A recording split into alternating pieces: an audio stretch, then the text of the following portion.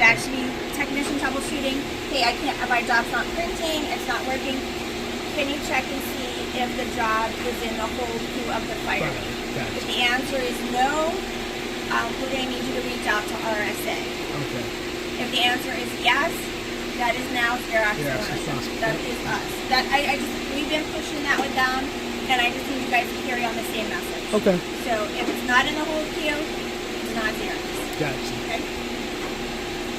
And they're doing what they call socket printing, so it's just streaming printing down from the mainframe. It's hitting port 9100 just for your knowledge and anything. Okay. It's just hitting 9100. But if it made it to the whole queue, we now own it. Gotcha. Okay. So this is the RSA software. This has to be up and running at all times. So for some reason you have to reboot the Firey. You have to initiate this. This is not an automatic start. Okay. So for some reason a technician has to restart the Firey controller. For any reason, they must restart the RSA software. We're going to have that in the guide that's going to be on premise. Okay. So, and then this is the command workstation. And this will normally auto launch. I just have to close it down.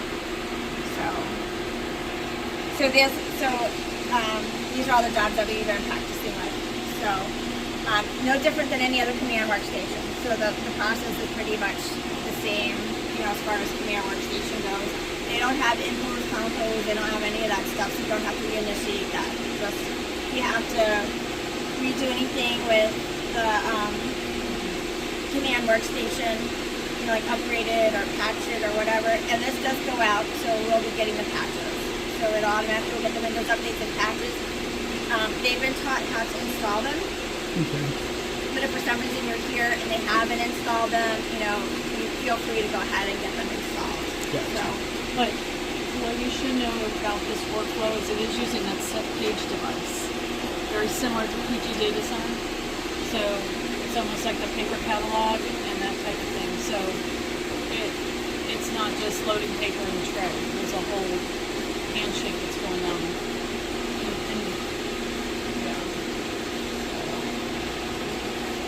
So this will have to be, this will be something that has to be restored. And this will be in the guide that I'm going to leave for here. This will be in there. All the settings of what they need to do. And that's what MIS Print Upstream is calling out. So that's what that handshake is. And if you notice, the drawers are labeled too. So we already put labels on the drawers. Okay. So don't change. Gotcha. So if a drawer goes out, we prefer you guys repair the drawer and then not to run it to a different drawer. Okay. So that's going to be key for them, for their mainframe ROMs, is keeping this up and running. Gotcha. Yeah. So this is their set page device. Yeah. And they know what papers and what drawers. We already agreed to that with them. What papers and what drawers. Okay. And then just for troubleshooting on this side, if you want to show them the paper catalog. So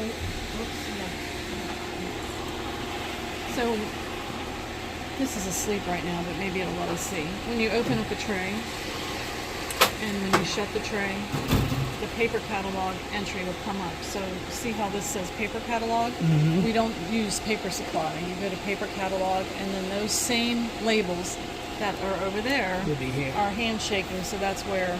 Okay. But they control this based on what you see right here. Gotcha. So they've already said they do not want, they're never going to change them. Okay. Okay. Yep. But you never know. So you would just select it and confirm. Confirm. Okay. So that really is actually nice because it's keeping it the KISS method. So Lily and Jonathan will need to get you the code. So for some reason you had to reload software on the B9136. There is a code that has to be put in to enable the paper catalog. Okay. So the technician cannot leave until the paper catalog feature is enabled on here. It has to be enabled. Gotcha. Otherwise, the mainframe jobs will not flow through. Okay. So that's an extra step that they'll have to get, and we'll get the code to you guys Okay. for enabling the paper catalog. Gotcha. And then it will always read from the Firey, so they don't have to put any entries in here. The connection between the Firey and the marking engine, it will get the paper catalog from over here. Okay. Yeah. So I think that's pretty much everything unless you guys have questions for us. Yeah. And what I can do is put this video up on a YouTube link and then send it out to the rest of the text. So. And like we said, we're going to have a guide here so that they Yeah. can hopefully Yeah. look through it, or anybody can look Yeah. through it. So and between see the what's going guide, the on. Yeah. video, and we should be Yeah. I think so. Should be straight. We're hoping. We'll see. We'll work Are it. you done? We'll work it. Because I know you wanna be you. You wanna be you. Yeah. What you see will still be there. Okay. That's the whole point of doing the image backup, not just a backup, but an image backup. So you're restoring your So image. if something dies, we're just going to restore from there. Exactly. Yes. Even if you have a new hard drive, you're going to be restoring it from this. And that's why we made sure everything was on the USB drive, that everything is here. So, And one more thing, but if you think about it, if a hard drive comes in, and let's just say fiery is fiery, and we have to preload it or do something before we can get to that step, you're at least going to get it up and then restore that.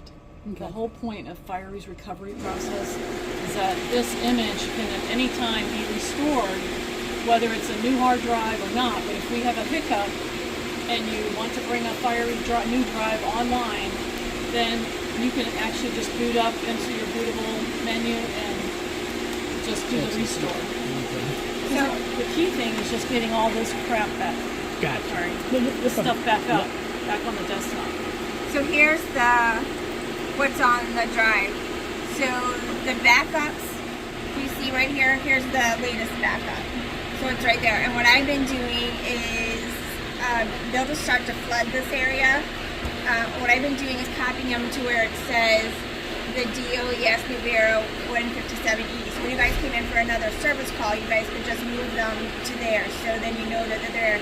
But if you see a bunch of them here, that just means it keeps piling on the next one after the next one after the next one. Yeah. So, and then at some point you can clean them out.